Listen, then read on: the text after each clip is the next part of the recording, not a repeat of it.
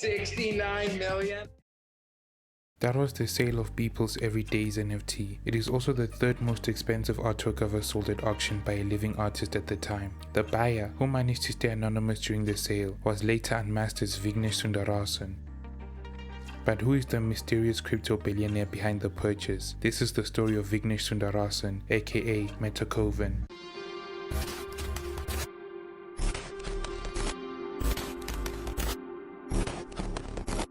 Vignesh Sundaresan was born in 1988 in the Indian city of Chennai.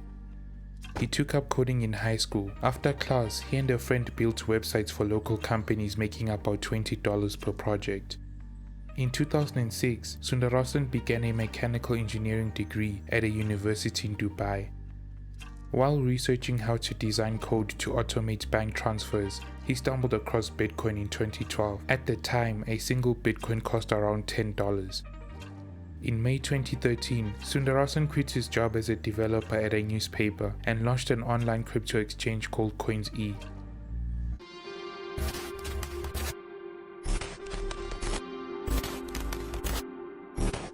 Sundaresan left India to pursue his ambitions in 2013. At age 25, he enrolled in a Technology Innovation Master's program at Ottawa's Carleton University. His focus, however, remained on Coins.E, which was gaining thousands of customers. During evening classes for the masters, instead of listening to lectures, he would spend their time writing code to improve the site's interface. But it was not the interface of Coins.E that was drawing attention, but something else. In 2014, around 50 traders posted on a Bitcoin public forum complaining that Coins.E had not returned deposited funds worth tens of thousands of dollars, despite their repeated requests. Sundaresan, using an account called Coins.E Support, responded that he would resolve the issue.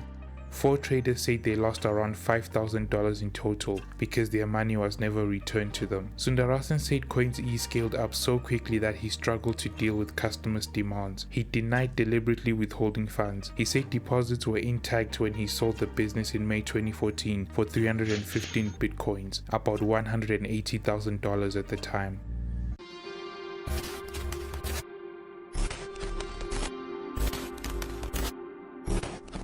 Sundaresan moved to a new project. He agreed with 3 other crypto enthusiasts that same year to establish a startup that would later receive backing from Y Combinator.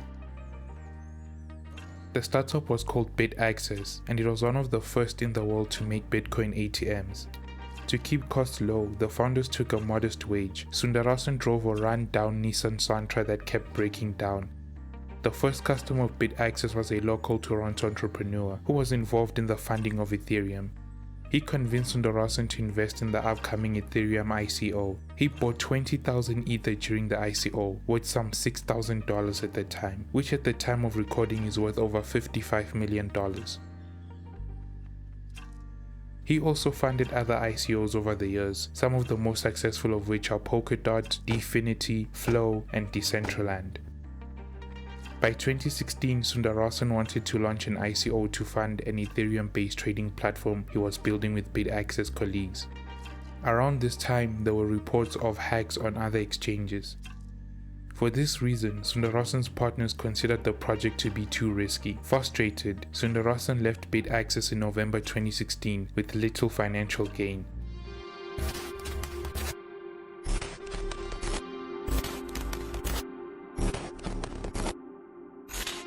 In early 2017, Sundaresan gathered prospective investors for a dinner. He told them about his idea for Landroid. It was an early version of a decentralized finance platform.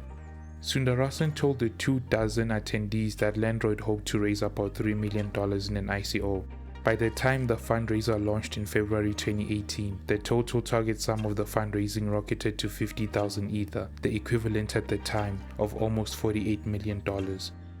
Sundaresan incorporated a company in Singapore to operate the ICO. Landroid successfully raised the target sum in just 2 days. But progress on the project stalled. Instead of hiring additional employees, Sundaresan shrank the 9-person team. Sundaresan said difficulties in getting Singapore work permits for staff were partly to blame. The development largely stopped after 2018. Most of the Ether from the ICO was sold or transferred by Landroid to unspecified entities. by the end of 2019, Landroid had just $85,000 in crypto left on its books. Sundaresan said that Landroid sold the Ether on various cryptocurrency exchanges to pay for expenses. When asked by the news agency Reuters to back up his claims and provide documentation confirming details of the sale, Sundaresan did not respond. Investors posting on a Landroid chat group grew angry over delays to the launch of the platform and a collapse in price of the coin they received from the ICO, called LST. One investor comically went as far as to accuse Sundaresan of running a school project.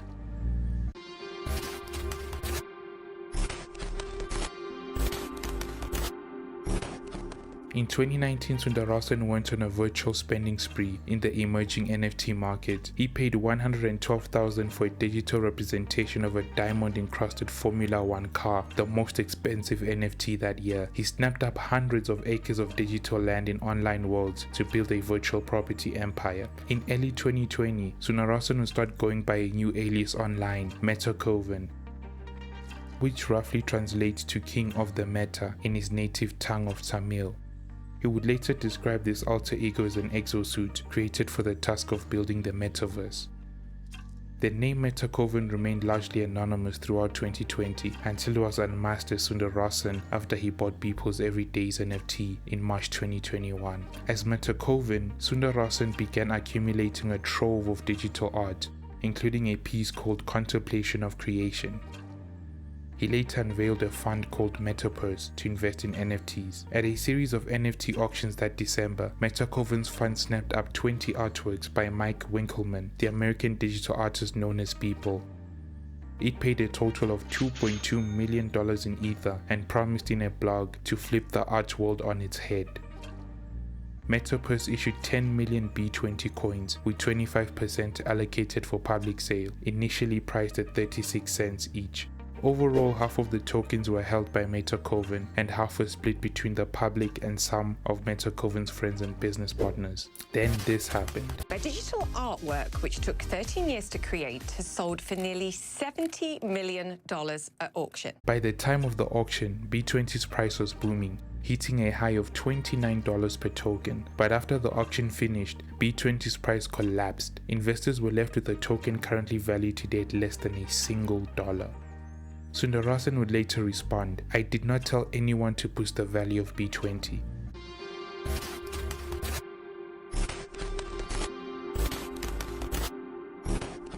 The story of MetaKovan so far has been very interesting, from being an early adopter of cryptocurrency to disgruntled customers who felt cheated out of their money, to pioneering visionary technologies ultimately to be met with difficulty of welding into reality something that doesn't exist yet. I think this journey is best summarized by one of his most famous quotes: "Crypto is like walking in the streets of Somalia with cash in your pockets." Meaning, crypto is very much in the wild west phase. Right now, there is a lot of money to be made and real innovation to contribute to, but likewise, there are a lot of snake oil salesmen and entrepreneurs who will overpromise on what they eventually will not be able to deliver on, so be careful.